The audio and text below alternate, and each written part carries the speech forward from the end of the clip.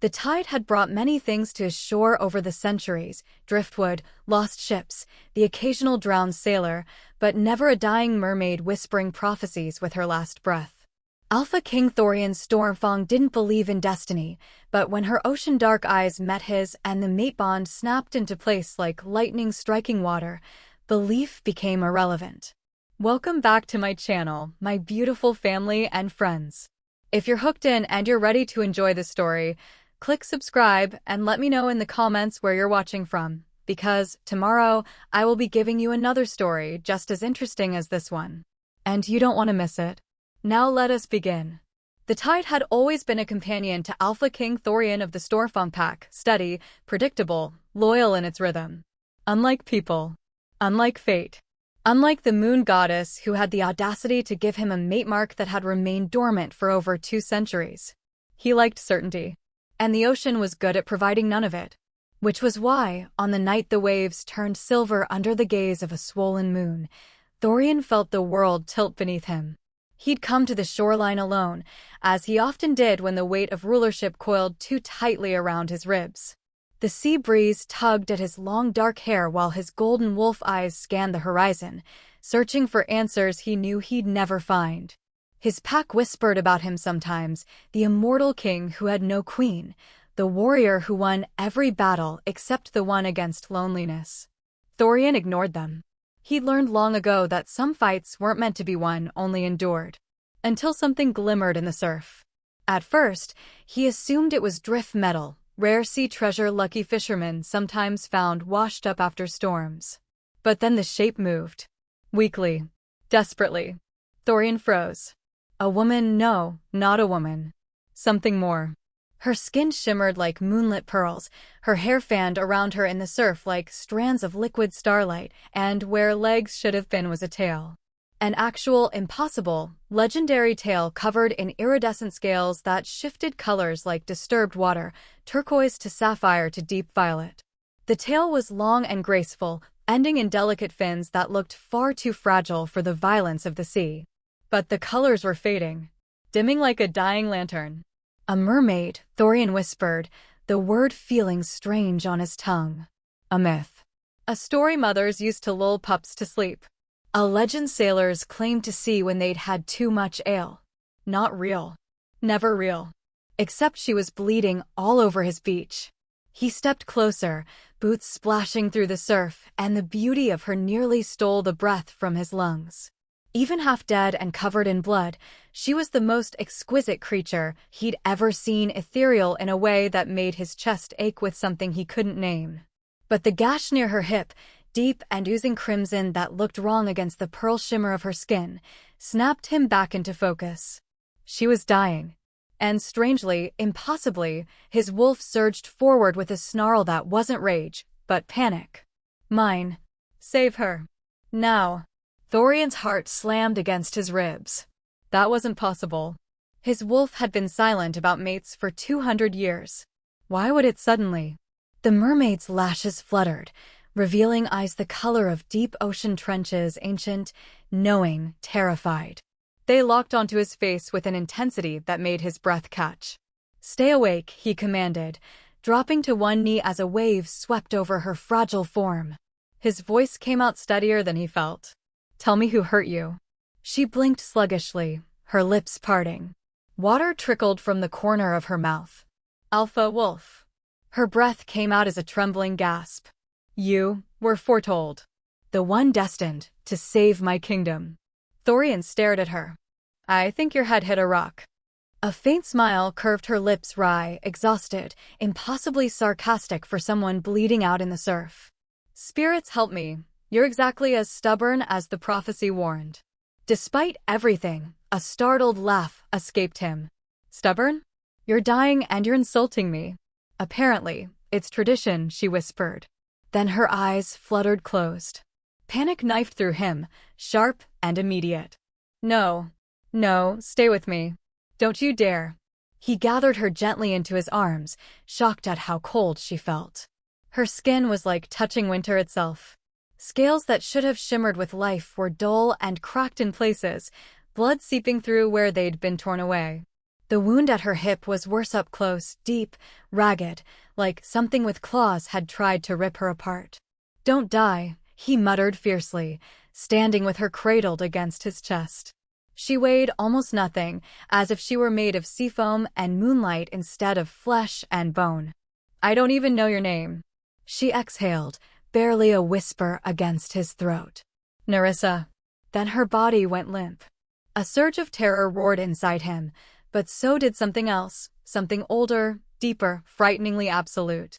It felt like the world had been holding its breath for centuries and finally exhaled all at once. The mate bond snapped into place with the force of a tidal wave. Thorian staggered, nearly dropping to his knees. His wolf howled inside him, wild, ecstatic, possessive in a way that made his vision blur white for a heartbeat. "Mate. Ours. Protect." "Of course," Thorian muttered darkly, his arms tightening around her unconscious form. "My mate couldn't be a nice, normal wolf girl. No, she had to be a legendary sea princess bleeding out on my beach." Another wave crashed over his boots, soaking his trousers as if the ocean itself was laughing at him. He turned and ran. The pack fortress loomed in the distance, perched on cliffs that overlooked the sea, ancient stone walls that had stood for 1,000 years, towers that scraped the sky, torches that burned eternal with moon flame. Home. Safety. Healers who could fix this. They had to fix this. The guards at the gate startled when they saw him approaching, their eyes going wide at the sight of their king carrying a half-naked, bleeding mermaid in his arms. "Fetch the healers," Thorian snarled before they could ask questions. Now. They scattered like leaves in a storm. He carried Nerissa through corridors lit by moonstone lanterns, past tapestries depicting his ancestors' victories, past the throne room where he'd made 1,000 decisions that shaped the fate of his people. None of those decisions had prepared him for this, for her. The royal physicians arrived in a flurry of robes and worried murmurs, their faces pale when they saw what he'd brought them. "She needs saltwater," one of them said immediately, a gray-haired woman named Alara who'd been healing wolves since before Thorian was born. "Her kind can't survive long out of the ocean." "We need to do whatever it takes," Thorian interrupted, his voice brooking no argument. "She doesn't die. Understand?" Alara's eyes flickered with something like understanding. She glanced at the way his hand hadn't left Nerissa's wrist, the way his thumb brushed unconsciously over her pulse point, as if reassuring himself she was still alive. "We'll save her, my king," she said softly. They worked through the night. Thorian refused to leave. He stood in the corner of the healing chamber, arms crossed, jaw tight, watching as they stitched the wound with enchanted seaweed thread that glowed faintly blue.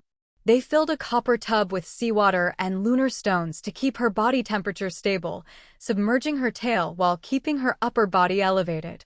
Incense burned, something that smelled of salt and sacred herbs. Hours passed. Then more hours. Dawn broke over the cliffs, painting the sky in shades of rose and gold, and still Nerissa didn't wake.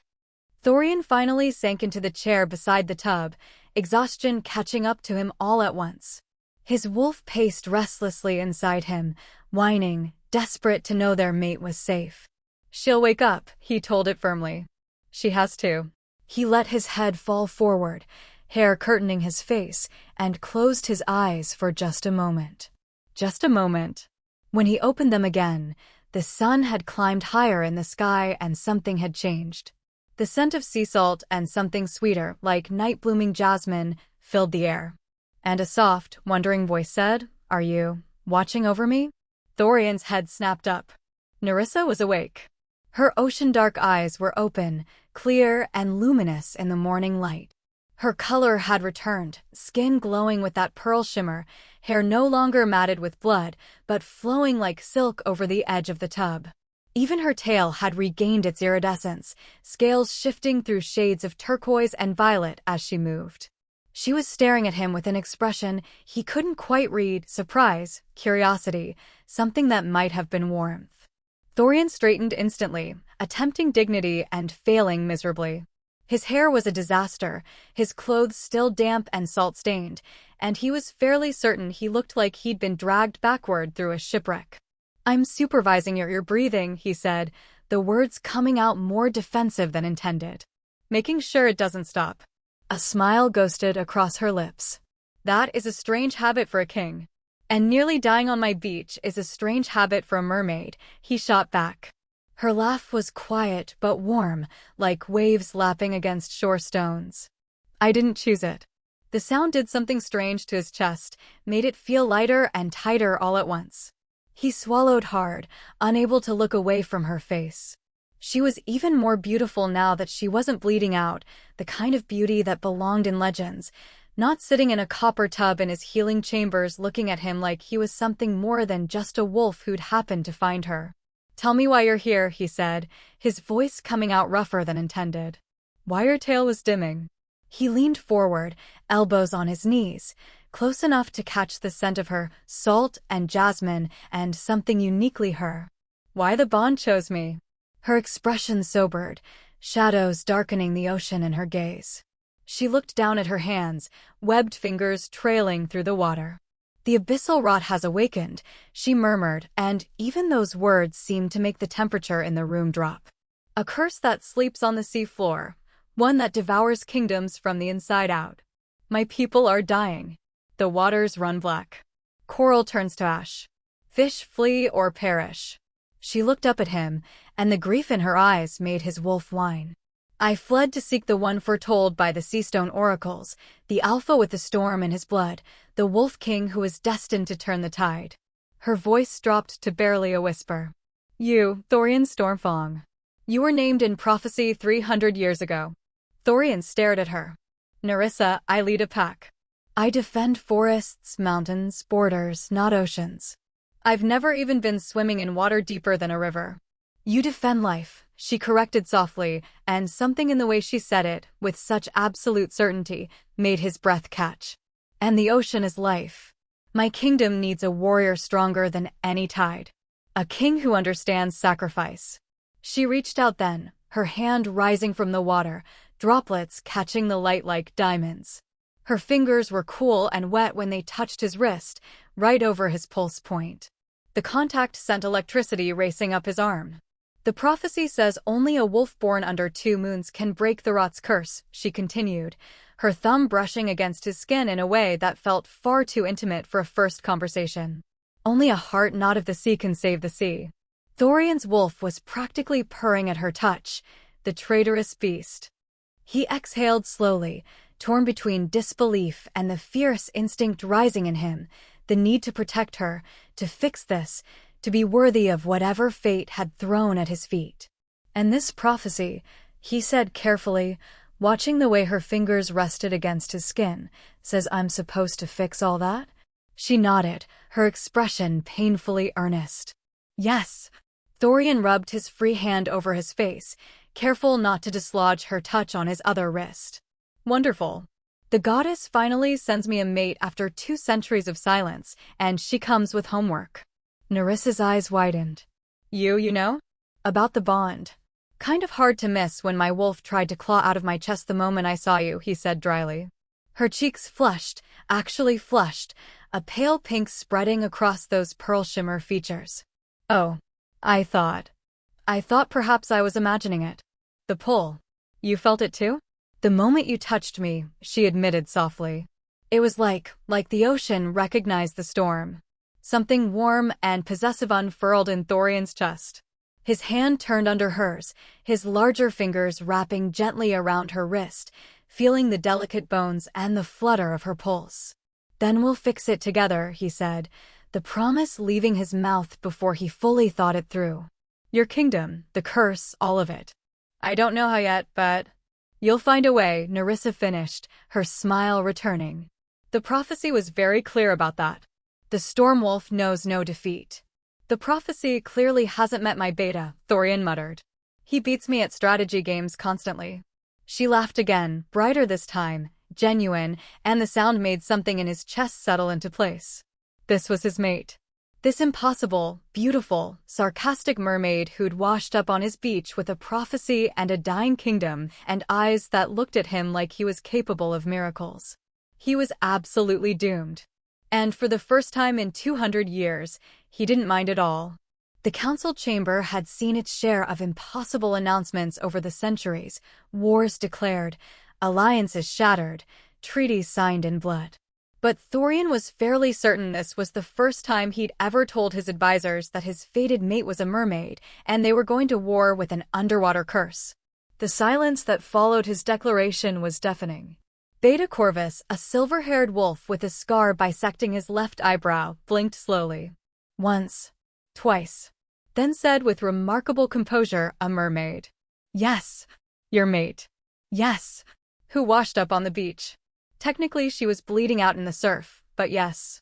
Corvus pinched the bridge of his nose. "And now we're invading the ocean." "Not invading," Thorian corrected, leaning back in his throne with his arms crossed. "Saving. There's a difference." "Is there?" This came from Selene, his head warrior, a fierce woman with braided black hair and enough scars to write a history book. "Because last I checked, wolves don't do well underwater. We sink. Drowning is generally considered bad strategy." "I'm aware of our species' limitations, Selene." "Are you?" She raised an eyebrow. "Because you just agreed to fight a curse that lives on the ocean floor. Without gills." Thorian felt his jaw tick. "The prophecy." "The prophecy," Corvus interrupted gently, "was written 300 years ago by oracles who, forgive me, are not here to clarify what they meant. For all we know, turn the tide is a metaphor." "It's not a metaphor," came a soft voice from the doorway. Everyone turned. Nerissa stood framed in the arched entrance, wrapped in a borrowed robe of midnight blue that made her skin glow even brighter. Her hair cascaded over one shoulder in waves that seemed to move like water even when she was still. But it was her legs, actual, functional human legs, that made several council members stare. She walked forward with careful, measured steps, as if still getting used to the sensation of feet touching stone instead of fins cutting through water. "Forgive the interruption," she said, her voice carrying the lyrical quality of someone whose first language was sung rather than spoken. "But I couldn't help overhearing. The prophecy is quite literal. The abyssal rot will consume the ocean, and then it will consume the land." Selene's eyes narrowed. "You can walk. Merfolk can take human form on land," Nerissa explained, pausing beside Thorian's throne. "Though it takes energy I can barely spare right now." As if to prove her point, she swayed slightly. Thorian's hand shot out, steadying her with a grip on her elbow. The contact sent warmth racing up his arm. "You should be resting." "I should be helping," she countered, but didn't pull away from his touch. "Your council deserves to understand what they're facing." She turned to address the room, and Thorian noticed the way every wolf present unconsciously leaned forward, drawn in by whatever ancient magic clung to her like morning mist. "The abyssal rot was once a weapon," Nerissa began, her expression grave. "Created by the first sea witches to punish those who defiled the sacred depths. But like all curses born of rage, it grew beyond its maker's control. It sleeps for centuries at a time, feeding on darkness and death. When it wakes," she swallowed hard, "entire kingdoms vanish. The water turns black as ink. Everything it touches withers: coral, fish, merfolk. Even the sea floor itself cracks and bleeds." "And you think this curse has awakened now?" Corvus asked, his tone more curious than skeptical. "I don't think. I know." Nerissa's fingers trembled slightly. "I watched it consume my youngest sister." The room went utterly silent. Thorian's grip on her elbow tightened, and this time she did lean into him, just slightly, as if drawing strength from the contact. "She was exploring the deep trenches," Nerissa continued, her voice barely above a whisper. "Against our father's orders. She loved adventure, loved pushing boundaries. When she didn't return, I went searching." Her eyes distant, haunted. "I found her scales first, floating in black water. Then her jewelry. Then..." She stopped, swallowed. "The rot took her piece by piece. Dissolved her like she was made of sea foam." Thorian felt something crack in his chest. His free hand moved without permission, finding hers and threading their fingers together. Her hand was cold, shaking, and he squeezed gently. She glanced at him, surprise flickering across her features, then gratitude. "I'm sorry," Selene said quietly, and she actually sounded like she meant it. "I'm sorry." Nerissa nodded once, sharp and controlled. My father, the Sea King, refused to believe the old stories. He thought the rot was legend, myth, impossible. By the time he accepted the truth, we'd lost 3 more villages. Hundreds of lives. The Coral Council convened and consulted the Seastone oracles, and She looked directly at Thorian. They named you the Wolf King born under twin moons. The only one who could break the curse. How? Corvus demanded. How does a wolf break an underwater curse? I don't know all the details, Nerissa admitted. The prophecy speaks of the storm that walks on land, descending into the deep, of the heart knot of water purifying the source. It's cryptic, ancient, frustrating. Prophecies usually are, Thorian muttered. But it's the only hope we have. She turned to face him fully, her ocean-dark eyes searching his. I know I'm asking the impossible. I know you owe my kingdom nothing. But the rot won't stop at the sea. It will creep onto land, poison rivers, kill forests, turn everything it touches into wasteland. Your pack, your people, your world, none of it will be safe. Thorian studied her face, the desperation, the grief, the fierce determination burning underneath. His mate. His fated mate, asking him to dive into an ocean and fight something he didn't understand with powers he didn't have. It should have been terrifying. Instead, he felt something settle into certainty inside him. Then we start preparing, he said simply. The council erupted. My king, you can't be serious. We know nothing about underwater combat. This could be a trap. Enough. Thorian's voice cracked like thunder, silencing the room instantly. He stood, still holding Nerissa's hand, and addressed his people with the authority of someone who'd ruled for 2 centuries.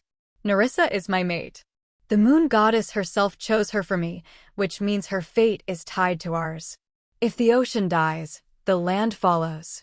We don't have the luxury of doubt. He looked at Corvus. I want every scroll we have on water magic, sea creatures, and ancient curses brought to the library. Consult the pack historians. Then to Selene. Gather our strongest warriors. I want them training in water, rivers, lakes, anywhere deep enough to simulate ocean conditions. They need to learn to fight while holding their breath. Selene grinned, sharp and eager. Now that sounds entertaining.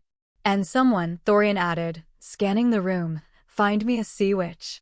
There has to be at least one living on the coast who can teach us what we're walking into. Swimming into, Corvus corrected dryly. Drowning into, more likely, someone muttered from the back. Thorian ignored them both. We have a week to prepare. Then we leave for the coast. A week. Nerissa breathed. That's not much time. He finally looked down at her, and something in his expression must have been fierce, because her eyes widened slightly. Then we'd better not waste it, he said. The council dispersed with varying levels of grumbling and determination, leaving Thorian and Nerissa alone in the chamber. The torches flickered, casting dancing shadows across the stone walls. Nerissa was still staring at him like she couldn't quite believe what had just happened. You didn't have to do that, she said softly. Risk everything for my mate. Thorian interrupted, turning to face her fully. For the woman the goddess chose for me? For someone who's already proven she's brave enough to nearly die trying to save her people. He stepped closer, and she tilted her head back to maintain eye contact. Nerissa, I spent 200 years wondering if I'd ever find you. Now that you're here, do you really think I'm going to let some ancient curse take you away? Her breath caught. You barely know me. I know enough. His hand came up, hesitating just inches from her face, giving her time to pull away. When she didn't, he gently tucked a strand of hair behind her ear. His fingers lingered against her temple. I know you're sarcastic even when dying. I know you loved your sister enough to risk everything searching for her. I know you're standing here on legs that must hurt like hell because you think you need to convince my council yourself. My legs don't hurt, she protested weakly. You're a terrible liar. But he was smiling. Come on. You need to rest before you fall over. He offered his arm, formal and courtly, and after a moment she took it. They walked through the fortress in comfortable silence, her steps gradually growing more confident. Guards they passed bowed deeply, their eyes tracking Nerissa with open curiosity and, Thorian was pleased to note, respect. Your people don't seem afraid of me, Nerissa observed. Why would they be afraid of you? Because I'm not one of you. Because I'm asking you to risk lives for my kingdom. Because I'm... She gestured vaguely at herself. A fish. Thorian stopped walking, turning to face her with an expression somewhere between amusement and exasperation. First of all, you're not a fish. You're a mermaid. There's a significant difference. Second, my people respect strength, and you walked into a council full of predators and told them exactly what you needed without flinching. That takes courage. I was terrified, she admitted. You didn't show it. That's what matters. He started walking again, pulling her gently along. Besides, they can sense the mate bond. Wolves are loyal to their pack, and your pack now. Am I? She sounded almost hopeful. Thorian glanced at her, golden eyes warm. From the moment I pulled you from the surf. They reached the guest chambers, a suite of rooms overlooking the sea that Thorian had converted into something more suitable for a mermaid. A large pool of seawater dominated one corner, deep enough to submerge in, surrounded by cushions and blankets. Moonstone lanterns cast gentle light. The balcony doors were open, letting in the sound of crashing waves. Nerissa's eyes widened. You did this? For me? Well, I couldn't exactly let you sleep in the healing tub forever. He rubbed the back of his neck, suddenly self-conscious. Is it adequate? I wasn't sure what you'd need. Alara mentioned merfolk prefer both water and air access, so I thought. She kissed his cheek. Just a quick press of lips against skin, featherlight, and over before he could fully process it, but it sent electricity racing down his spine. It's perfect, she whispered. Thank you. Thorian stood frozen, his hand rising unconsciously to touch where her lips had been. His wolf was doing backflips inside him. Nerissa was already moving toward the pool, dropping the robe as she went. He had a brief, dizzying glimpse of her back, smooth and pearl shimmer, before she dove into the water. Her legs morphed mid-dive, bones reshaping, skin splitting into scales, and by the time she surfaced her tail had returned in full iridescent glory. She looked more comfortable immediately, her shoulders relaxing as the water surrounded her. Join me? She asked, tilting her head. Thorian's brain short-circuited. I what? Not in that way, she said quickly, a blush creeping across her cheeks. I don't want to be alone. And you look like you could use time away from being a king for a moment. She wasn't wrong. Thorian hesitated only briefly before pulling off his boots and rolling up his trouser legs. He sat at the edge of the pool, dangling his feet in the water. It was warmer than he expected, heated by the same lunar stones that lit the room. Nerissa swam closer, her tail moving in graceful, hypnotic waves. She folded her arms on the pool's edge beside his knee, resting her chin on them to look up at him. Tell me about your pack, she said softly. Your family. Not much to tell. Thorian leaned back on his hands. I've been Alpha King for 2 centuries. My parents died in a border war when I was young. No siblings. Corvus and Selene are the closest thing I have to family now. 200 years is a long time to rule alone. Yes. He didn't elaborate, but something in his tone must have conveyed the weight of it because Nerissa's expression softened. I'm the oldest of 5, she offered. Was the oldest of 5. Pain flickered across her face. My father expected me to be queen someday, so I spent my life learning politics, diplomacy, combat. Never had much time for... She gestured vaguely. For this. For someone looking at me like I'm more than a future ruler. For feeling like my heart might actually beat for something other than duty. Their eyes met, and the air between them seemed to thicken. Thorian's hand moved of its own accord, reaching out to trace the line of her jaw with his fingertips. Her skin was cool and impossibly soft, like touching silk underwater. I know the feeling, he murmured. Nerissa leaned into his touch, her eyes fluttering closed. The prophecy bound us together, but this, she opened her eyes, meeting his gaze with startling intensity. This feels like more than destiny. It is more, Thorian said, his voice rougher than intended. Destiny got us here. What we do with it is our choice. She smiled then, genuine and breathtaking. I choose this. You. Us. Even if it's complicated and impossible and... Wet, he supplied. She laughed, splashing water at him. I was going to say terrifying, but yes. Very wet. Thorian grinned, then yawned despite himself. The exhaustion of the past 2 days was catching up to him. Sleep, Nerissa said softly. You need rest as much as I do. Will you be here? When I wake up. I'm not going anywhere, she promised. Not until we face this together. Thorian wanted to stay, wanted to talk until dawn and learn everything about her, her favorite coral formations, what songs her people sang, whether she liked moonlight better than sunlight. But his body was demanding rest, and they had a week of impossible preparation ahead. Good night, Nerissa, he said, standing reluctantly. Good night, Thorian. He made it to the door before her voice stopped him. Thorian? Thank you. For believing me. For choosing me.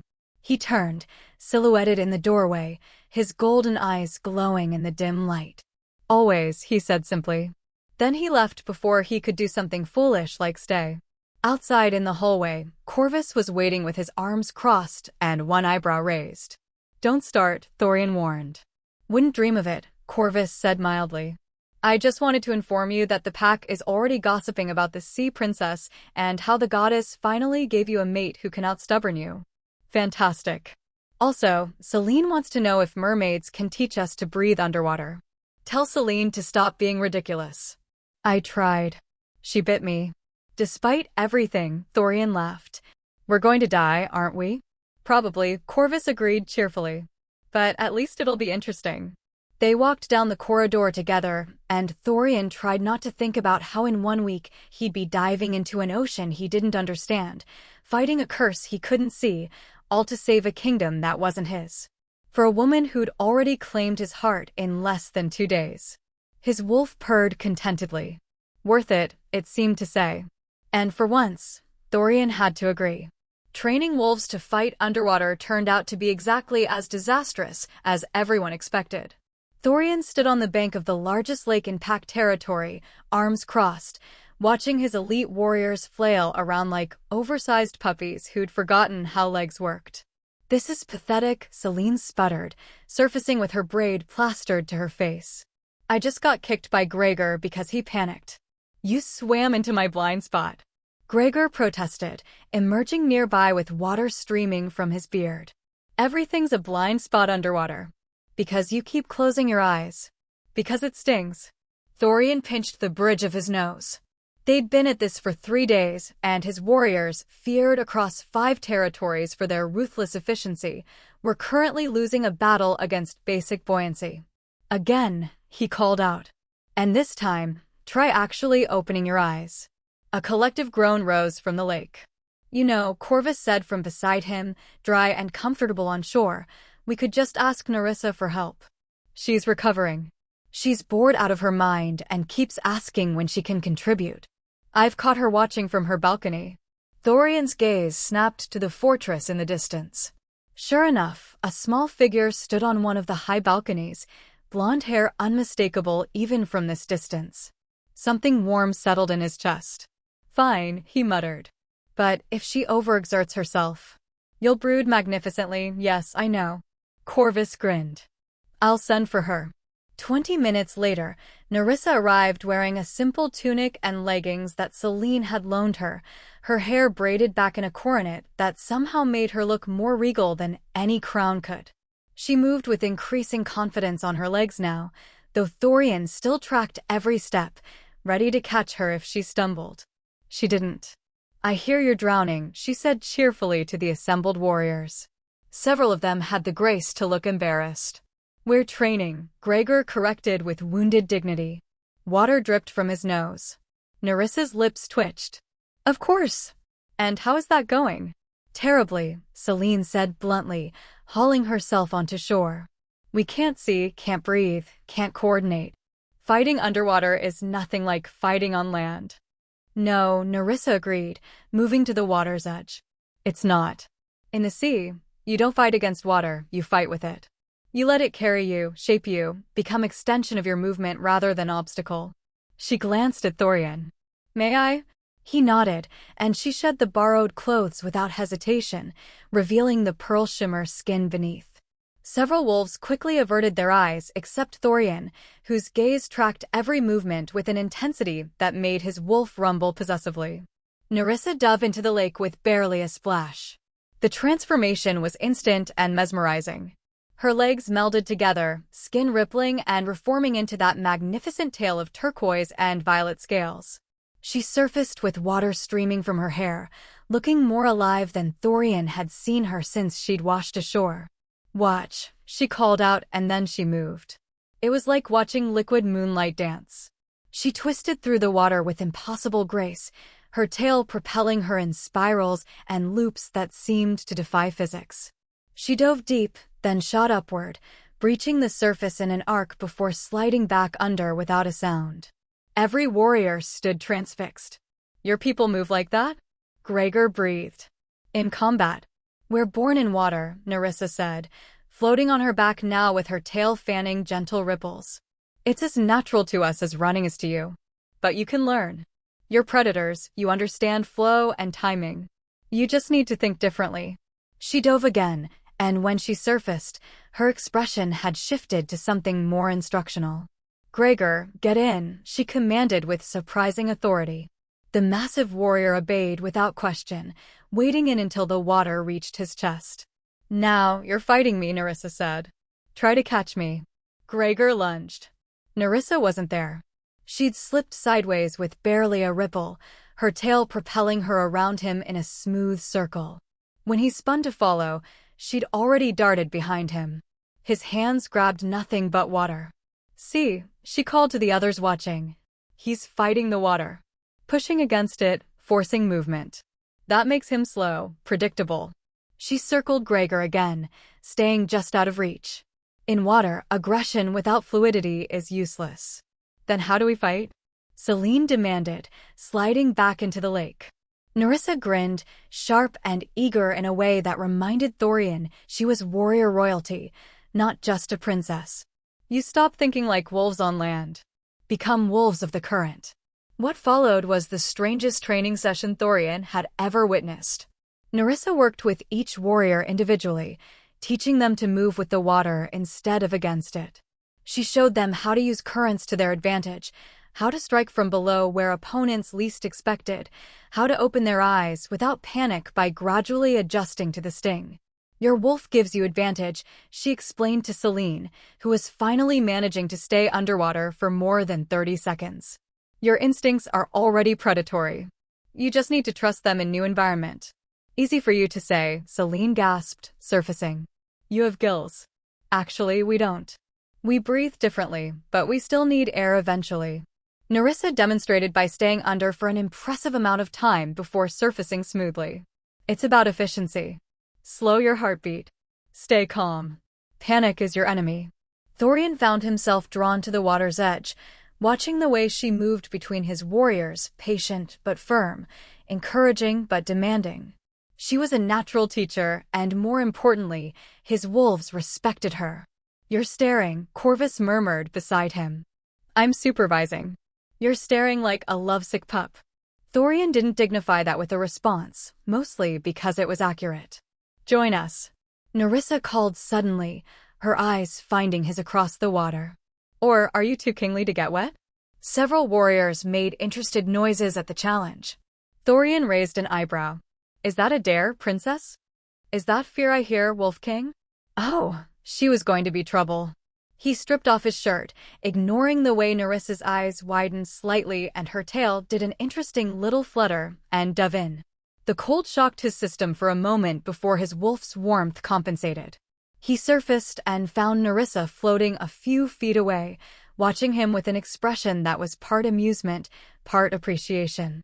"Show me what you've got," she said softly, just for him. Thorian moved through the water, using the powerful muscles that made him one of the deadliest wolves in the territories. But she was right, on land he was apex predator. Here, he was clumsy, fighting against something that wouldn't be dominated. Nerissa circled him slowly, her tail moving in languid waves. "Stop forcing it. Feel the current." She came closer, close enough that her hand found his shoulder. "Here, your center of gravity is different in water. You're compensating wrong." Her touch sent electricity through him despite the cold water. "Relax," she murmured, her other hand coming to his waist. "Trust me." Thorian let himself relax into her guidance, hyper-aware of every place her skin touched his. She adjusted his position, showed him how to move his arms to propel rather than fight, demonstrated the angle that would let him dive more efficiently. "Better," she said, smiling up at him. They drifted closer somehow, her tail brushing against his legs. "You're a fast learner." "I have a good teacher," he said, his voice rougher than intended. The air between them charged with something that had nothing to do with magic and everything to do with the mate bond humming between them. Nerissa's breath caught. "Thorian." A massive splash interrupted them as Gregor apparently tried to execute some kind of underwater tackle and belly flopped instead. The moment broke. Nerissa laughed, the sound bright and genuine, and swam away to correct Gregor's form. But when she glanced back at Thorian, her eyes held promise. Later, that look said. Thorian's wolf purred in anticipation. The training continued for hours. By sunset, the warriors were exhausted but significantly improved. They could stay underwater longer, move with more purpose, coordinate simple attacks. It wasn't perfect, it would never match a lifetime of living in the sea, but it was progress. As the last of them trudged back to the fortress to dry off and rest, Thorian remained by the lake with Nerissa. She floated peacefully in the deeper water, her tail creating lazy figure eights. "Your warriors are brave," she said softly. "And adaptable.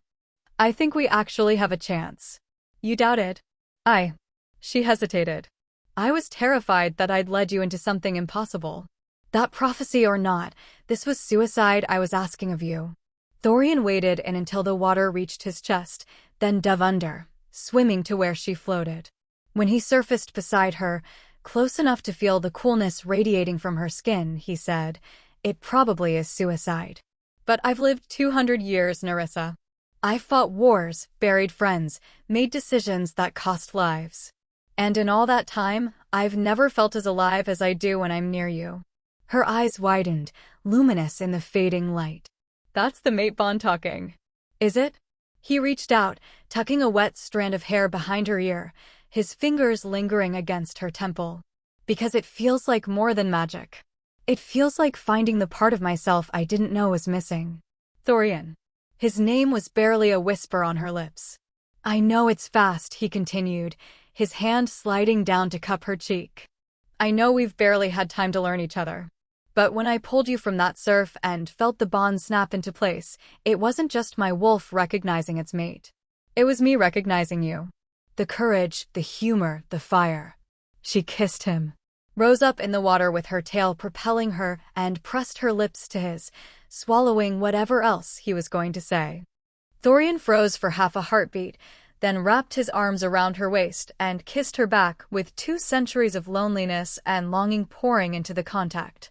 Her lips were cool and tasted of salt and something sweeter, something uniquely her. She made a soft sound against his mouth and her hands came up to tangle in his wet hair, pulling him closer even though there was no space left between them. The mate bond sang between them, a golden thread pulling taut, and Thorian felt something in his chest slot into place like a key turning in a lock. "Home," his wolf whispered. "This is home." When they finally broke apart, both breathing hard, Nerissa rested her forehead against his. "I've wanted to do that since you carried me to your fortress covered in blood and seaweed," she admitted, her voice shaky. Thorian laughed, the sound surprised and delighted. "You have terrible timing. You were going to keep talking, and I wanted to kiss you more than I wanted to hear another speech about destiny." That wasn't a speech, it was a heartfelt declaration. It was getting long-winded. But she was smiling, her eyes bright with mischief and affection. "Though for the record, I feel it too. The rightness. The recognition. Even without the prophecy, I think I would have known you were mine the moment our eyes met." "Mine," Thorian echoed, testing the word. His arms tightened around her waist possessively. "Say it again." "Mine," she repeated, then kissed him again, slower this time, savoring. "My storm. My wolf. My impossible, stubborn, beautiful mate." They stayed like that as the sun dipped below the horizon and the first stars emerged, wrapped around each other in water that had gone from cold to comfortable, trading kisses and quiet words and learning the taste of each other's laughter. It was Corvus's pointed cough from the shore that finally interrupted them. As much as I hate to intrude on whatever this is, the beta called out, sounding deeply amused, "We have a guest." Thorian turned, keeping one arm around Nerissa. "What kind of guest?" "The kind who claims to be a sea witch and says she can help us breathe underwater." Corvus's expression turned serious. "Also, she brought news from the coast. The rot is spreading faster than expected. Fishing villages are being evacuated. The water's turning black in places." The warmth drained from the moment like someone had pulled a plug. Nerissa's face went pale, her fingers clutching Thorian's shoulder. "How fast?" "Fast enough that we don't have a week anymore," Corvus said grimly. "We need to leave tomorrow." "Tomorrow?" Thorian's mind raced through logistics. "We're not ready. We don't have a choice." This came from Celine, emerging from the path behind Corvus with several scrolls tucked under her arm. "I've been researching the historical records. Every time the abyssal rot awakens, it spreads exponentially. Slow at first, then faster, then," she snapped her fingers. "Entire regions gone overnight." Nerissa made a small, wounded sound. Thorian pulled her closer, feeling her shaking against him. "We'll leave at dawn," he said, his voice hard with decision. "Gather everyone who's going. 15 warriors, no more, we need to be fast. Corvus, you're second in command here while I'm gone. Celine, you're with me." "Wouldn't dream of missing it," she said with a sharp grin. "And someone bring this sea witch to my study," Thorian continued. "If she can help us survive underwater, I want to hear everything she knows." His advisors dispersed with quick efficiency, leaving Thorian and Nerissa alone again. She was crying. Silent tears tracked down her cheeks, gleaming in the starlight, and Thorian felt something crack in his chest at the sight. "Hey," he murmured, turning her to face him fully. "Hey, look at me." She did, her ocean-dark eyes swimming with grief and fear.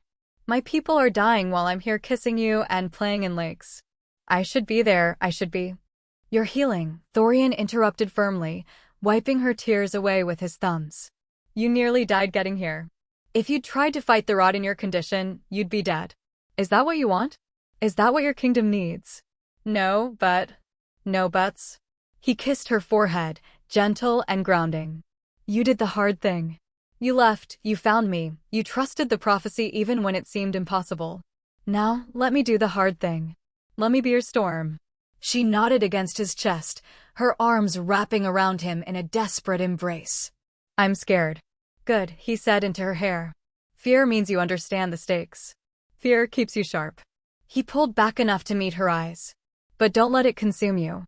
We're going to save your kingdom, Nerissa. I promise you that. Don't make promises you can't keep." "I never do." And looking at him, at the absolute certainty in his golden eyes, the set of his jaw, the protective fury radiating from every line of his body, Nerissa almost believed him. "Come on," Thorian said, guiding her toward shore. "You need to meet the sea witch, and I need to plan an expedition to the bottom of the ocean." He helped her onto the bank, where her tail immediately began shifting back to legs. Just another normal evening in the Storefang pack. Despite everything, Nerissa laughed.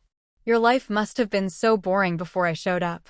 "Devastatingly dull," he agreed, wrapping her in the discarded robe before she could fully transform. "Now it's only moderately suicidal. Much more exciting." They walked back to the fortress hand in hand, and if Thorian held on a little tighter than necessary, if Nerissa leaned into him like he was the only solid thing in a shifting world, neither of them mentioned it. Tomorrow they would face impossible odds. Tonight, they had each other. And somehow, that made even the abyssal rot seem conquerable. The sea witch was not what Thorian expected. For one thing, she was ancient, so old her skin had taken on the translucent quality of jellyfish, and her eyes were the milky white of storm clouds. Her hair moved like living seaweed, floating around her head despite there being no breeze in the study. She smelled of brine and something darker, like the depths where light never reached. For another, she was absolutely terrifying. "Alpha King," she rasped, her voice like shells scraping against rock. The wolf who thinks he can breathe water. Thorian stood behind his desk, arms crossed, doing his best to look more confident than he felt. Nerissa sat beside him, legs crossed, having insisted on being present despite her exhaustion. Celine and Corvus flanked the door like armed sentries. "Can you help us or not?" Thorian asked bluntly. The sea witch, she'd introduced herself as Morrigan, which sounded ominous enough to be genuine, tilted her head at an unnatural angle. "Help? Perhaps. The question is whether you're willing to pay the price." "Of course there's a price," Corvus muttered. "Everything worth having costs something, Wolf," Morrigan snapped. "The magic to let landwalkers breathe in the deep is old, dangerous, and not meant for your kind. It will hurt. It will change you. And there are no guarantees you'll survive long enough for it to matter." "Cheerful," Celine observed. Morrigan ignored her, focusing those disturbing eyes on Thorian. "I can brew a potion essence of moonkelp, crushed pearl stones, blood of a willing sea creature, and 3 drops of your mate's tears." Nerissa stiffened. "My tears?" "The magic needs anchor to the sea," Morrigan explained, her tone slightly less hostile when addressing Nerissa. "You are royalty, born of the deep trenches, blessed by the current. Your tears carry the ocean's permission." She paused. "Without them, the potion will drown the wolves from the inside out." "How does it work?" Thorian demanded. "You drink it before you descend. The magic will coat your lungs, filter water like gills do, extract oxygen from sea itself. You'll be able to breathe underwater for exactly 6 hours. When the time expires," she made a cutting gesture across her throat, "the magic fails and you drown."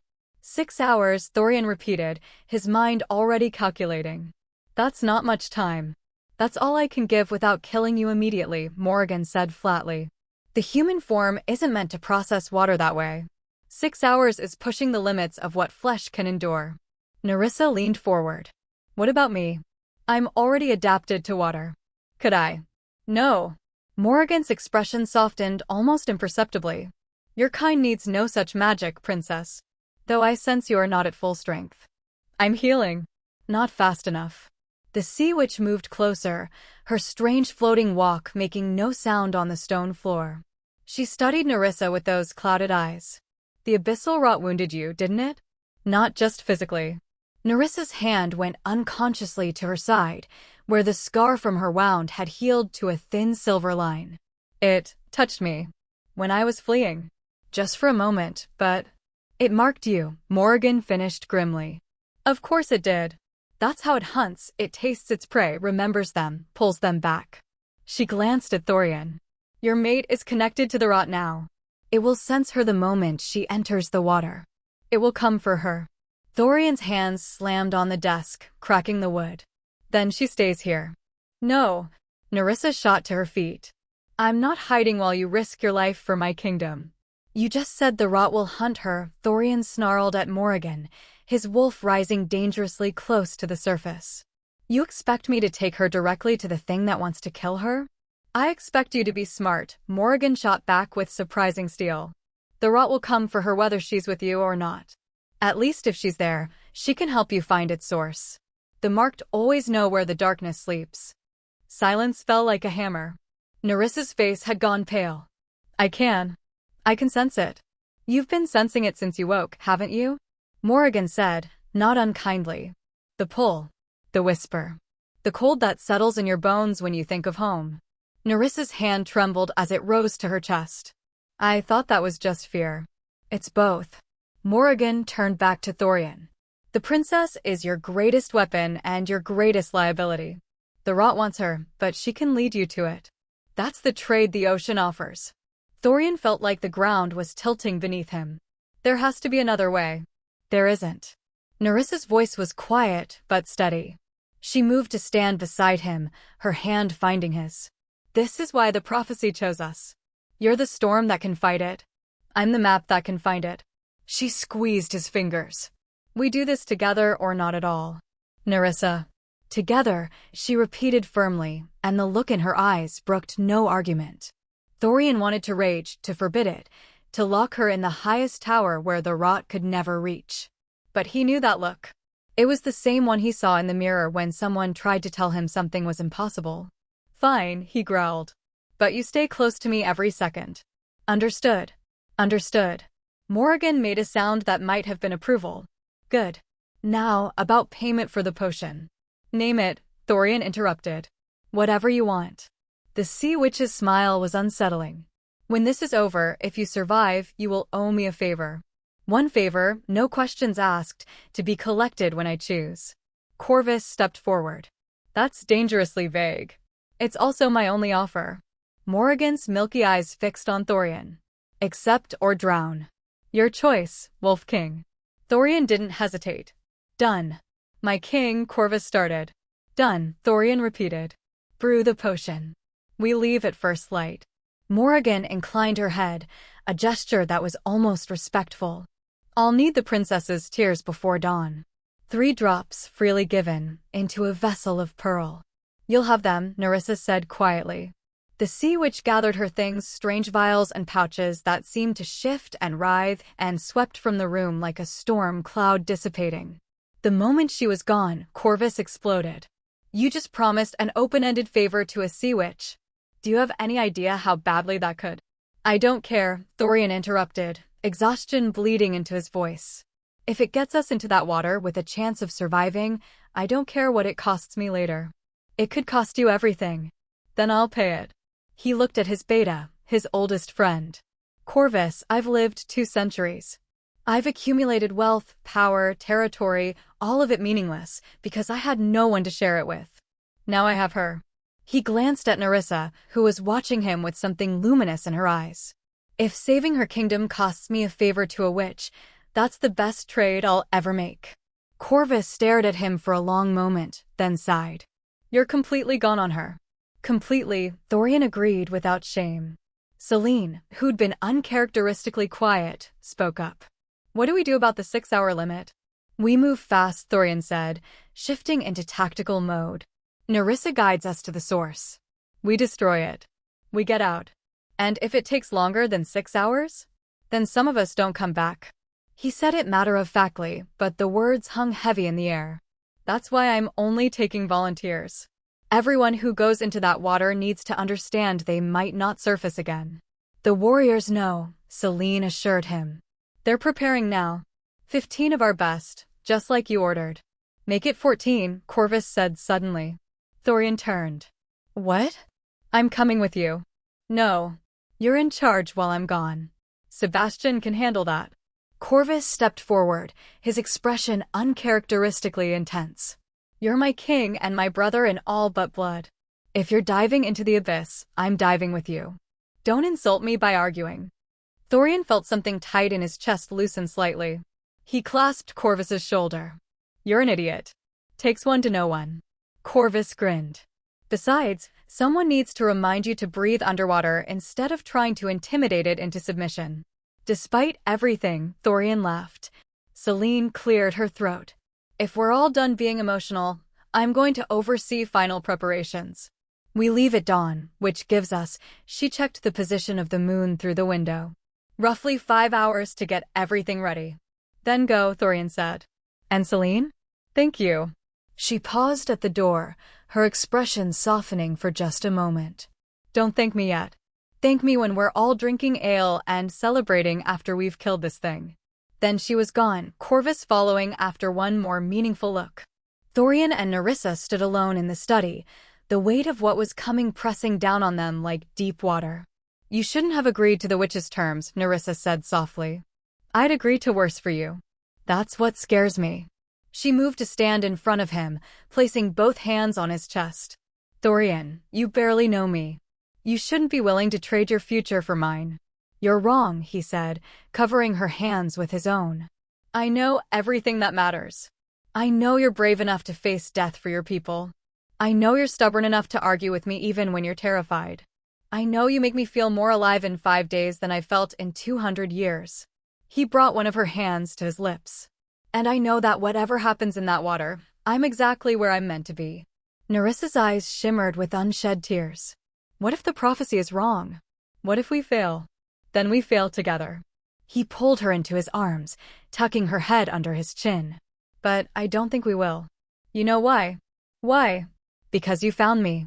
Against all odds, across impossible distances, you dragged yourself to my shore and gave me a reason to fight for something beyond my own borders.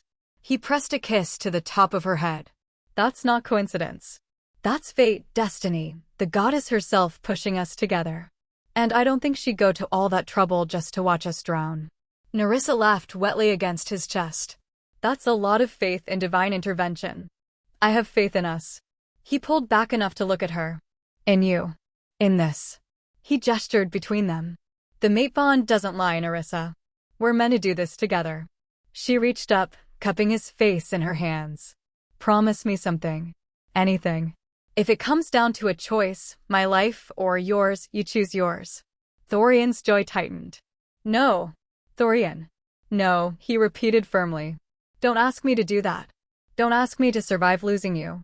Your pack needs you. And I need you. His hands came up to cover hers. I've spent 2 centuries being what everyone needed me to be: strong, decisive, immortal. For once, let me be selfish. Let me fight for the one thing in this world that's mine. Nerissa stared at him, and whatever she saw in his face made the tears finally spill over. You're impossible. You're not the first person to tell me that. She kissed him then, rising on her toes to press her lips to his with desperate tenderness. He kissed her back, pouring every ounce of feeling he couldn't articulate into the contact, the fear, the determination, the overwhelming rightness of her in his arms. When they broke apart, both breathing hard, Nerissa whispered, "I love you." The words hit him like a lightning strike. It's too soon, she continued quickly, and probably the fear talking, but I need you to know, just in case, that in 5 days you've become my whole world. And whatever happens tomorrow, I don't regret any of it. Thorian's throat worked as emotion threatened to overwhelm him. I love you too, he said hoarsely. From the moment I saw you dying in the surf. From the second the bond snapped into place. From every moment since. They held each other as the moon climbed higher and the fortress around them bustled with preparations. Outside, warriors gathered weapons and supplies. Morrigan brewed her dangerous potion. The ocean waited with its ancient curse and impossible demands. But here, in this moment, there was only them. We should rest, Thorian said eventually, though he made no move to let her go. Tomorrow will be the hardest day of our lives, Nerissa finished. I know. Come with me. He took her hand, lacing their fingers together. I don't want to spend our last peaceful night apart. She nodded, and they left the study hand in hand. He led her not to her chambers, but to his, a sprawling suite in the highest tower with windows overlooking the sea. A massive bed dominated one corner, but it was the large bathing pool carved into the floor that made Nerissa gasp. You have a pool in your bedroom? I had it installed 3 days ago, Thorian admitted, a touch of self-consciousness creeping into his voice. I thought, if you wanted to stay close, you'd need access to water. Nerissa turned to look at him, her expression soft with wonder. You did that for me? I'd do anything for you, he said simply. She kissed him again, softer this time, sweeter. Then she pulled away and moved to the pool, shedding her clothes without hesitation. Thorian caught a glimpse of pearl shimmer skin and the elegant curve of her spine before she dove in. The transformation rippled through her, legs melting into that magnificent tail. She surfaced with water streaming from her hair, smiling at him. Join me? Thorian didn't need to be asked twice. He stripped down and slid into the water, letting it close over his head for a moment before surfacing beside her. She immediately swam into his arms, her tail wrapping loosely around his legs in a gesture that felt possessive and protective all at once. They floated together in comfortable silence, her head on his shoulder, his arms around her waist. The moonlight poured through the windows, turning the water silver. Tell me about your kingdom, Thorian said softly. I want to see it through your eyes. So she did. Nerissa described the crystal towers that pierced the surface, catching sunlight and refracting it into rainbows that danced across the waves. She told him about the kelp forests where mere children played hide-and-seek with curious dolphins. She painted pictures with words of the deep trenches where bioluminescent creatures lit the darkness like living stars. There's a place called the Singing Caves, she said, her voice dreamy with memory. Where the current moves through hollow rock and creates music. My mother used to take me there when I was small. She said the ocean was singing just for us. Your mother? Thorian asked gently. She died when I was young. A hunting accident. Nerissa's fingers traced patterns on his chest.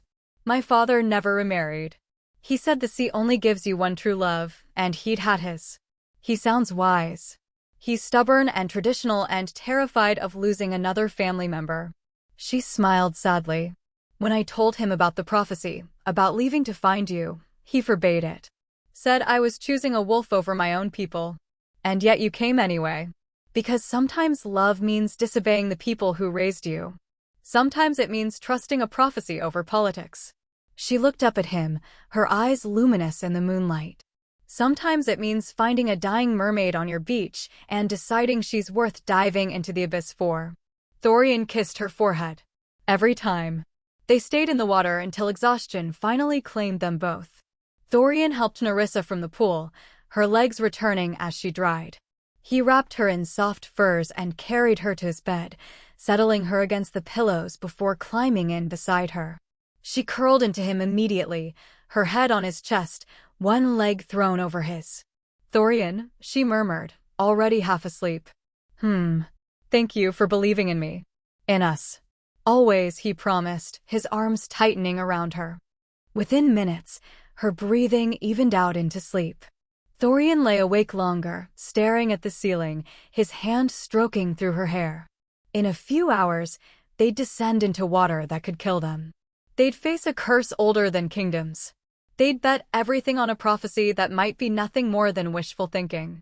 But looking at the woman sleeping peacefully in his arms, his mate, his princess, his Nerissa, Thorian felt something he hadn't experienced in centuries. Hope. We're going to make it, he whispered into the darkness. We're going to save your kingdom, marry in front of both our peoples, and have decades to learn every single thing about each other. This is not how our story ends. The ocean outside his window whispered against the cliffs, and for a moment, it almost sounded like agreement. Thorian closed his eyes and let sleep take him. Tomorrow, they would face the abyss. Tonight, they had each other. And somehow, that was enough. Dawn broke blood-red over the ocean, painting the waves in shades of crimson and gold. Thorian stood on the cliffs overlooking his private beach, watching the tide roll in with an unreadable expression. 15 warriors stood behind him in silence. 14 wolves, including Corvus and Selene, and 1 mermaid princess wearing armor made of pearl scales and determination. Nerissa had given her tears to Morrigan just before sunrise. 3 perfect drops that fell into a pearl vessel, while the sea witch muttered incantations in a language that predated kingdoms. The potion that resulted glowed with an eerie blue-green light, divided into 15 vials that now hung from each warrior's belt. 6 hours, Thorian said, his voice carrying over the sound of crashing waves. That's all we have once we drink this. 6 hours to find the source of the rot, destroy it, and return to the surface. He turned to face his people. I won't lie to you. Some of us might not come back. The prophecy promises nothing except that this is possible, not easy, not guaranteed, just possible. Then let's make it probable, Gregor rumbled, hefting his waterproofed axe. A murmur of agreement rippled through the group. Thorian's gaze swept over each face, warriors he'd trained, fought beside, trusted with his life. If anyone wants to back out, now is the time. There's no shame in. With respect, my king, Selene interrupted, shut up and lead us into the water. Despite the tension, several warriors chuckled. Thorian's lips twitched. Fair enough. He pulled the vial from his belt, holding it up to catch the rising sun. The liquid inside seemed to pulse with its own heartbeat. To victory or drowning. Inspiring, Corvus muttered, but he was already uncorking his own vial. As one, they drank. The potion tasted like salt and moonlight and something metallic that made Thorian's teeth ache.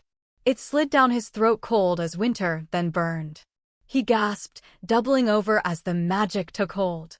His lungs felt like they were being ripped apart and rebuilt. Around him, warriors dropped to their knees, coughing and wheezing.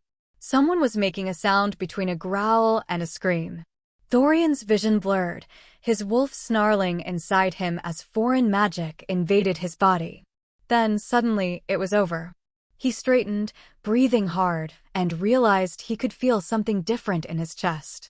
His lungs expanded and contracted normally, but there was a new sensation, like gills opening and closing just beneath his ribs, invisible but present. "Everyone alive," he managed. A chorus of groans and affirmatives answered him. Nerissa appeared at his side, her hand finding his. She'd watched the transformation with worry etched across her features. "Are you all right?" "Define all right," Thorian muttered, but he squeezed her hand reassuringly. "I can feel it working. It's strange." "Strange doesn't begin to cover it," Celine said, prodding her ribs experimentally. "I feel like I swallowed a fish that's now living in my chest." "Poetic," Corvus deadpanned. Morrigan emerged from the shadows where she'd been watching, her strange floating walk carrying her to Thorian's side. "The magic will hold for 6 hours from the moment you submerge. Not a second longer. When it fails, you'll know your lungs will seize. Water will become poison instead of air. You'll have perhaps 30 seconds to reach the surface before you drown." "Always so encouraging," Thorian said dryly. The sea witch's milky eyes fixed on him. "Remember your promise, Wolf King. When you return, and I believe you will, you owe me a debt." "I remember." "Good." She turned that unsettling gaze to Nerissa. "And you, princess? The rot will sing to you beneath the waves. It will promise things: reunion with your sister, power to save your kingdom, peace." Her voice dropped. "Do not listen. Every word it speaks is a lie wrapped in truth." Nerissa's face went pale, but she nodded. "I understand." "Do you?" Morrigan stepped closer, her voice dropping so only Nerissa and Thorian could hear. "It will use your guilt, your grief, your love. It will wear the faces of everyone you've lost and tell you that you failed them. That's how it hunts, by breaking you from the inside." "Then I won't break," Nerissa said firmly, though her hand trembled in Thorian's. Morrigan studied her for a long moment, then nodded. "Perhaps. We shall see." She stepped back, addressing the group. "The tide is high. The moon wanes. This is the best time you'll have. Go now, before the currents shift." Thorian looked at his warriors one last time. "Stay together. Stay focused. And remember, we're not just fighting for one kingdom today. We're fighting for all of them." "For all of them," they echoed. He turned to Nerissa. "Ready?" She transformed as she stepped forward, her legs melting into that magnificent tail. "I was born ready." "Show off," he muttered, but he was smiling. Together, they walked into the surf. The water was cold, brutally cold, but Thorian's wolf warmed him from within. He waded in until the waves reached his chest, then took a deep breath and dove. The moment his head went under, the magic activated. His lungs expanded, and instead of the desperate need to surface, he felt nothing. Or rather, he felt normal. He was breathing, actually breathing, underwater.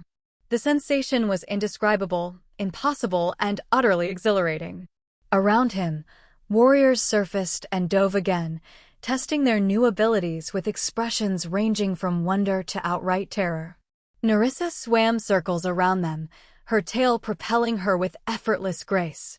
"Follow me," she called, her voice carrying strangely clear through the water. "Stay close and watch for." A shape moved in the darkness below. Thorian's hand went to the sword strapped across his back, enchanted steel that wouldn't rust, blessed by moon priests to cut through magic. Around him, warriors drew their own weapons. The shape resolved into a school of fish, silver and harmless, darting past them in a shimmer of scales. Celine exhaled bubbles that might have been a laugh. "We're going to die of heart attacks before we reach the rot." "Stay alert," Thorian commanded, his alpha voice carrying weight even underwater. "Nerissa, lead the way." She nodded and dove deeper. They descended into the blue-green depths, following the mermaid princess as she navigated with the ease of someone born to these waters. Sunlight filtered down in shafts that grew dimmer with each passing minute. The pressure increased, making Thorian's ears pop, but the magic in his lungs adapted, compensating. Coral formations rose around them, towers and forests of living color that would have been beautiful if they weren't passing through them at speed. Schools of fish scattered at their approach. A massive sea turtle glided past, ancient eyes tracking them with mild curiosity. This is what she fights for, Thorian thought, watching Nerissa move through her element. This world, this beauty, this life. He understood now, in a way he hadn't before, why the prophecy demanded a wolf. Someone who knew the land, who understood what would be lost if the ocean died. Someone who could see this world and choose to protect it not out of obligation, but out of recognition that all life was connected. There, Nerissa's voice cut through his thoughts. She'd stopped, floating in the water, her tail moving in slow, anxious waves. Do you feel that? Thorian did. A coldness that had nothing to do with temperature. A wrongness that made his wolf whine and pace. The water ahead had taken on a darker quality, the blue-green fading to murky gray. The rot, Corvus said grimly. They swam forward cautiously, weapons drawn, eyes scanning the darkness. The coral around them had begun to change. Instead of vibrant colors, it was bleached white, crumbling. Fish that swam too close to the gray water convulsed and died, their bodies dissolving into nothing. Spirits, Celine breathed. It's spreading even as we watch. Nerissa had gone very still, her face pale, her hand pressed to her side where the rot had marked her. It's close, she whispered. The source. I can feel it calling. Calling how? Thorian moved to her side immediately. Like a song. Like a scream. Her eyes were distant, unfocused. Like my sister's voice telling me to come home. Thorian gripped her shoulder, forcing her to look at him. That's not your sister. Remember what Morrigan said, it's using your grief. Don't listen. Nerissa blinked, clarity returning to her eyes. I know. She swallowed hard. It's harder than I thought. To hear her voice and know it's a lie. Then let me be your anchor, Thorian said firmly. You guide us to it, but you don't face it alone. Understood. She nodded, drawing strength from his presence. Understood. They pressed deeper into the darkness. The water turned from gray to black, thick, viscous, unnatural. Swimming through it felt like pushing through oil. The pressure intensified, not from depth but from the malevolent presence that saturated everything. And then they saw it. The source of the abyssal rot. It wasn't a creature, not in any sense Thorian understood. It was a wound, a tear in reality itself, pulsing with black energy that radiated corruption in waves. The sea floor around it had cracked open, and from that crack poured darkness that spread like spilled ink. But worse than the wound itself was what surrounded it. Bodies. Dozens, no, hundreds of merfolk, suspended in the black water like flies in amber. Their eyes were open but empty, their mouths frozen in silent screams. Some were mostly dissolved, only scales and bones remaining. Others looked almost alive, preserved in their final moments of horror. Nerissa made a sound broken, anguished, and Thorian saw her lunge forward before he could stop her. That's Lyra, she sobbed, reaching for a young mermaid with Nerissa's same golden hair. My sister, that's... No. Thorian grabbed her, pulling her back just as tendrils of black energy reached for her like grasping fingers. That's not her anymore. That's what the rot wants you to think. But she's right there. She's gone, Thorian said, hating himself for the cruelty, but knowing it was necessary. And if you touch that darkness, you'll join her. Is that what you want? Is that what she would want? Nerissa went limp in his arms, tears streaming down her face to mix with the seawater. No, she whispered. No, she'd want me to stop this. To make sure no one else ends up like her. Then help me end it. Thorian turned her to face the wound, keeping one arm around her waist, anchoring her. How do we close this? She stared at the pulsing tear, and Thorian watched as grief transformed into determination. The prophecy said the heart knot of water purifying the source. I think it means you have to touch it. Your life force, wolf magic, something land-based and pure, it should counter the corruption. Should? Corvus asked pointedly. The prophecy was written 300 years ago in metaphor. Nerissa snapped, some of her fire returning. I'm doing my best. Thorian studied the wound. Touch it. Simple enough in theory. In practice, those tendrils of black energy looked eager to dissolve anything they contacted. "Cover me," he said, swimming forward. "My king," Selene started. "That's an order." Thorian drew his sword, the blessed steel glowing faintly in the darkness. "If this doesn't work, get Nerissa to the surface." "Corvus, you're in command." Like hell, Corvus muttered, but he moved into position with the others, forming a protective circle. Thorian approached the wound slowly, feeling the pull of it, a gravity that wanted to drag him in and unmake him. His wolf snarled, hackles raised, every instinct screaming to run. But Nerissa believed this would work. And he believed in her. He was 3 feet away when the rod attacked. Tendrils shot out like striking snakes, wrapping around his arms and legs. Cold, burning cold, seared through him. He heard Nerissa scream his name, heard his warriors surge forward, but he couldn't focus on that. The rot was in his head now, showing him things. His parents, dying in a border war he'd been too young to stop. Corvus, throat torn out by enemies Thorian had failed to protect him from. Nerissa, dissolving like her sister, her eyes accusing as she reached for him. "You fail everyone," the rot whispered. "You are not the storm. You are nothing. Let go. Let us unmake you. It will be peaceful. Easy. An end to the burden of rulership, of prophecy, of pretending you're strong enough." "No," Thorian snarled. He thought of Nerissa's laugh. The feel of her hand in his. The way she'd looked at him like he was capable of miracles. He thought of his pack, flawed, loyal, ridiculous, his. He thought of the ocean he'd seen on the way down, the beauty and life that deserved to continue. And he reached forward with his free hand, the one not clutching his sword, and pressed his palm against the wound. Light exploded. Golden, blazing, pure wolf fire that had nothing to do with flames and everything to do with life itself. It poured from Thorian like he was a conduit, channeling something far older than himself, the essence of land, of forests and mountains, and the enduring strength of earth. The rot screamed. The tendrils released him, writhing away from the golden light. The black energy began to dissolve, to retreat, the wound pulling in on itself like a healing scar. Thorian felt himself burning from the inside out, every cell in his body lighting up as magic flowed through him. It was agony. It was transcendent. He was dying and being reborn in the same moment. "Hold on," something whispered. The moon goddess? The ocean itself? He couldn't tell. Just a moment longer. Hold on. So he did.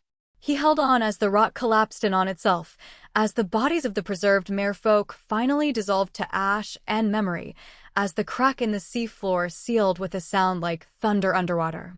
He held on until the last of the darkness vanished, until the water around him cleared from black to gray to the proper blue-green of healthy ocean. He held on until there was nothing left to fight. Then he collapsed.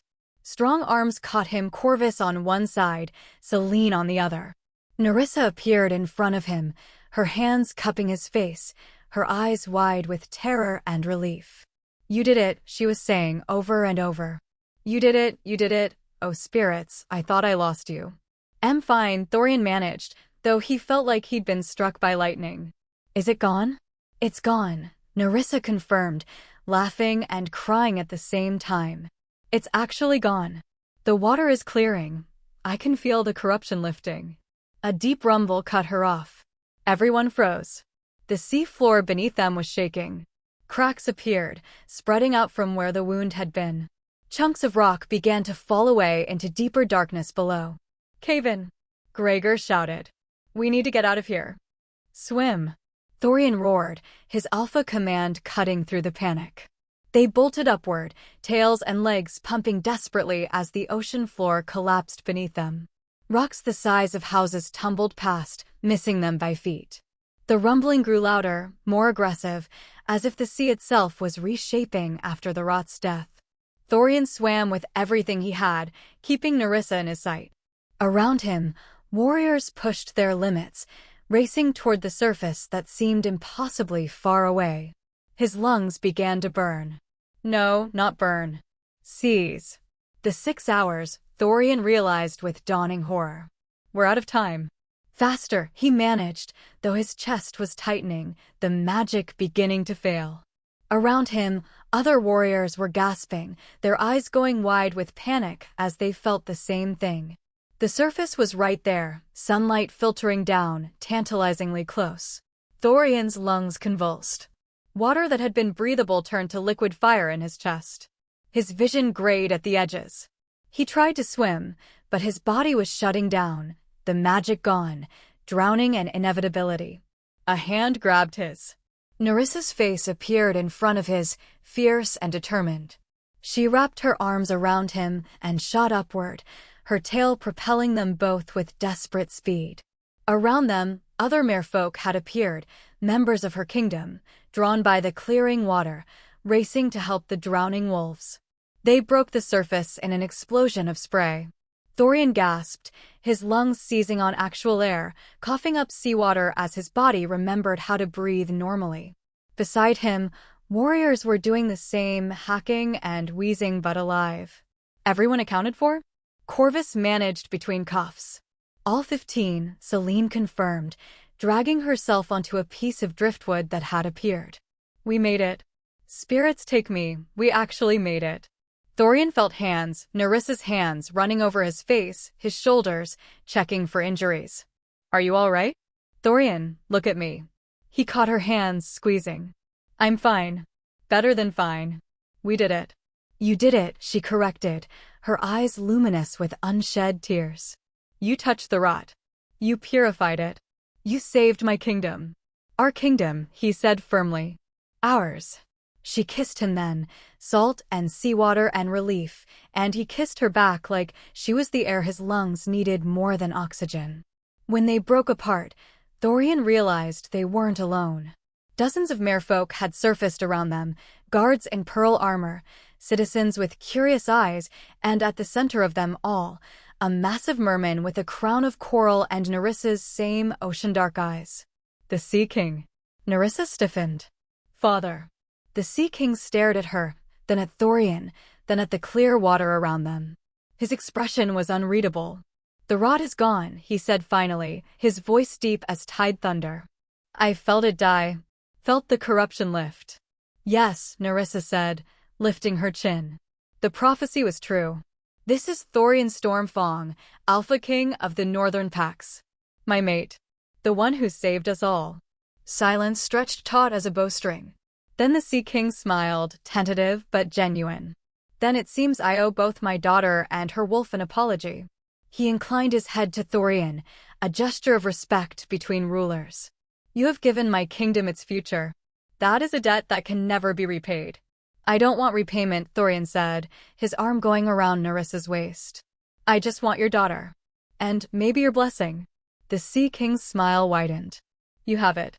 Though I suspect you'd have claimed her anyway. Absolutely, Thorian agreed without hesitation. Laughter rippled through the assembled merfolk, tentative at first, then growing. The tension broke like foam on shore. Come, the Sea King said, gesturing toward the distant shimmer of crystal towers rising from the water. All of you. Tonight we feast. We celebrate. We honor the wolf pack that dove into the abyss and returned victorious. Cheers erupted from the merfolk. Thorian's warriors looked at each other, then at him. Gregor shrugged. Well, we're already wet. More laughter. As they began the swim toward the crystal towers, merfolk helping guide exhausted wolves, Thorian pulled Nerissa close. So, he murmured. Think your father will approve of a surface dweller for a son-in-law? He'll have to, she said, smiling up at him. The prophecy demands it. The prophecy is done, Thorian pointed out. We fulfilled it. The rot is dead, your kingdom is saved.